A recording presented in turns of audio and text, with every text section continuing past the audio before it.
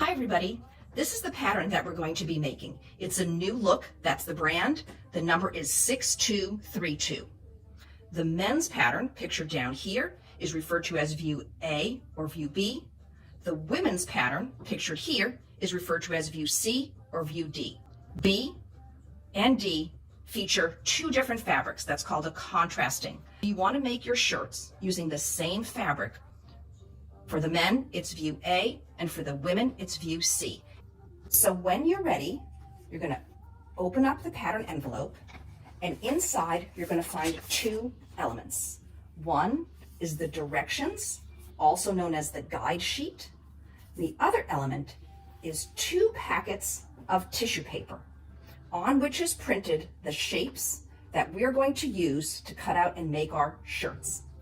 One packet is for the women, and the other packet is for the men. So the first thing we're going to look at is the guide sheet, also known as the directions.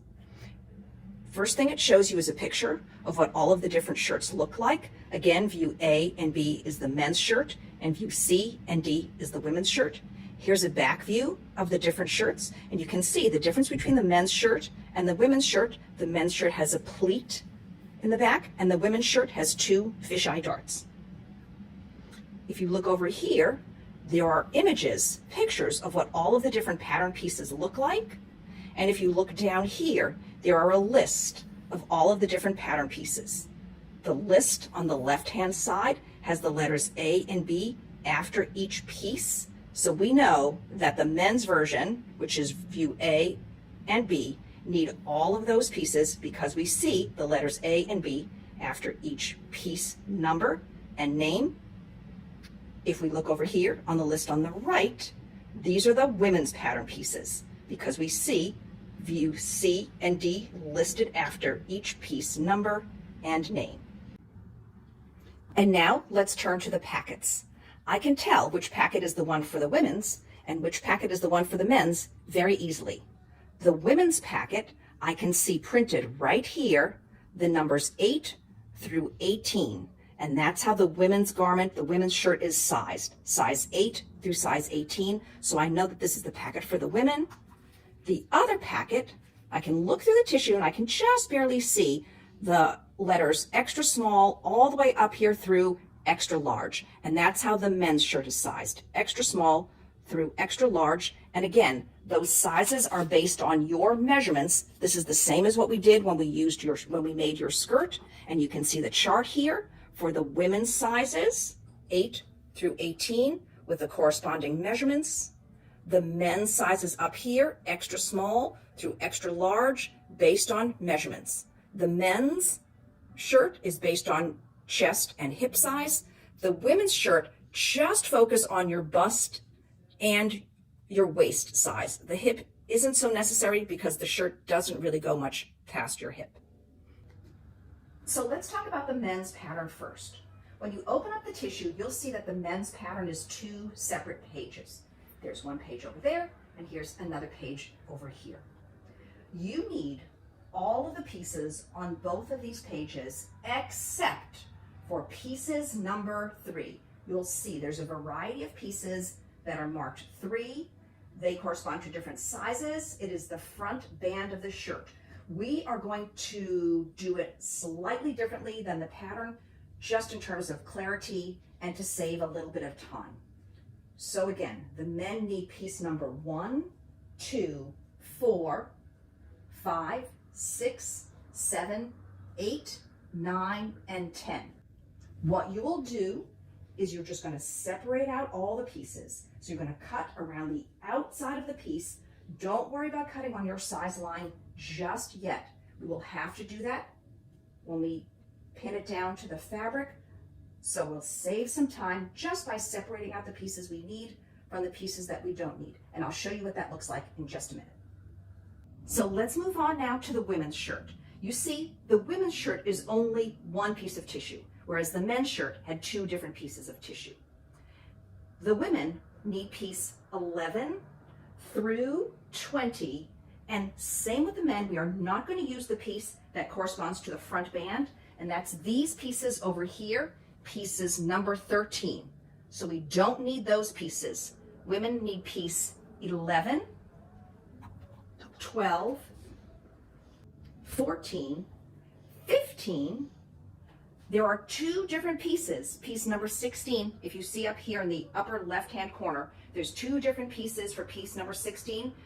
Read the writing on those pieces and you will see that they are for different sizes. Choose which size you are sewing and cut out that piece. You also need piece 17, 18, 19, and 20. And again, like we did with the skirts, you're just going to separate out those pieces. Don't worry about cutting on your size line just yet. We will do that later when we are cutting out your pieces after they've already been pinned to the fabric.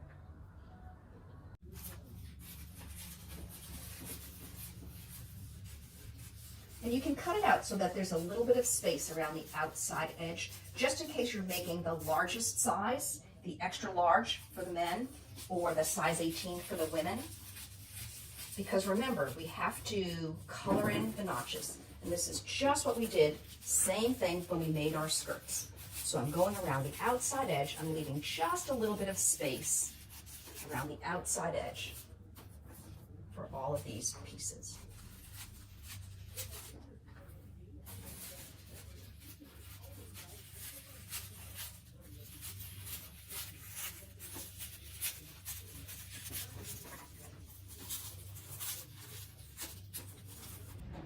So now you've separated out your pattern pieces. Again, for the men, you're using piece number 1 through 10, excluding piece number 3. And for the women, you're using piece 11 through 20, excluding piece number 13. The next step is to trace along your size line so that when you're cutting out your pattern, you don't make any mistakes. So let's look over here to where the sizes are indicated using different designs of cutting lines. Size number 8 is going to cut on this very little dotted line. Size number 10 is going to cut on the dash line. Size number 12 is going to cut on the dot dash line. Size number 14 uses the longer dash lines. Size number 16 is 2 dashes and a long line. And size number 18 is the solid line that goes all the way around the outside edge of the pattern. If there are no size lines indicated and it's just a solid line, remember, everybody uses that line. So for example, I'm doing the size 10. So I'm going to use a colored pencil. You can use a regular pencil, you can use a pen, whatever you have, and you're just going to follow that line, size 10, all the way along your pattern. Now you notice I came to a little triangle right here. That triangle is called a notch. Same as when we made the skirt, we're going to color in the triangle and then we're going to push it out and turn it into a diamond. The reason we have notches is so that we can line them up with a corresponding pattern piece as we are pinning them together so that we can make sure that these sections of the garment line up correctly when we are sewing them. It gets a little tricky right here. This is the neck area. So my secret is to kind of look down here where you see that the lines are not quite so confusing there. And now I'm going to go back. Remember, size 10 is the shorter dashes. So I'm going to color along the 10. It's a little scary right here, but I think my 10 joins up right there again. I'm just looking for my design, the dashes. And then over here, I can see it. And now I can see where it reconnects. Okay, so it's a little bit tricky. This is probably the most problematic part of the whole shirt. So that's why I wanted to show you this. This is the part where you might have a little bit of trouble. So just go nice and slow. Okay, so again, there's my dashes. I kind of lose track of what happens over here. So they all kind of blend in here. And then here, I see my dashes right here. So I'm connecting with that. And then, oh, I'm just going to skip up to here to see where my size 10 is there. And then I think I can fill that gap in. So remember what we did before? We're going to color in the triangle, push it out, turn it into a diamond, color in the triangle, push it out, and turn it into a diamond. And then again, same thing. Remember, as I come along here, I see my notch. What am I going to do? Color it in, and then the next step, push it out, and turn it into a diamond. So you'll go along, all the way along the outside edge of your pattern piece. Now, another thing that you're going to come across is you're going to come across these little circles. The circles will always have a size right next to it. Do not be confused. Just make sure that you color in the circle that corresponds to your size. Some of them might go into the cutting lines. Try not to be too confused. Try to just focus on the circle that is next to your size. These are internal marks. Again, there's another one down here. So this is not the same as your cutting lines. The circles will always have your size next to it, and the cutting line will always have your design. The design never changes. Once you're on a size 10, you're on a size 10 all the way around. Now, when we get down to the bottom edge of this piece, this is the yoke piece, we're going to see that the triangles are double. So remember what we did before. We're going to color in the triangle, push it out, turn it into a diamond. Because this might be a little hard to cut, I'm going to make a bridge along the bottom edge of this double notch here, so that when I'm cutting, when I've got my scissors in my hand and I get to this point, I can go out, across, and then back up, and then continue cutting along the solid line, because everybody uses the solid line if there are no other size lines indicated. So when you finish with this step, all of your pattern pieces should look like this. You should have traced around your size line, color in the notches, turning the little triangles into diamonds. If there's a double notch, color those triangles, turn them into diamonds, and then draw a bridge that connects them. And any place you see a circle, right where you see your size indicated, fill in that circle.